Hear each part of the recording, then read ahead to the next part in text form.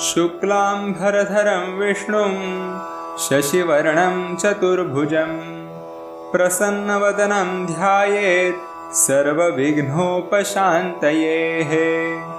अभीप्सितार्थसिद्ध्यर्थं पूजितो यः सुरासुरैः सर्वविघ्नहरस्तस्मै गणाधिपतये नमः। गणानामधिपश्चण्डो गजवक्त्रस्त्रिलोचनः प्रसन्नो भव मे नित्यं वरदातर्विनायक। सुमुखश्चैकदन्तश्च कपिलो गजकर्णकः लम्बोदरश्च विकटो विघ्ननाशो विनायकः।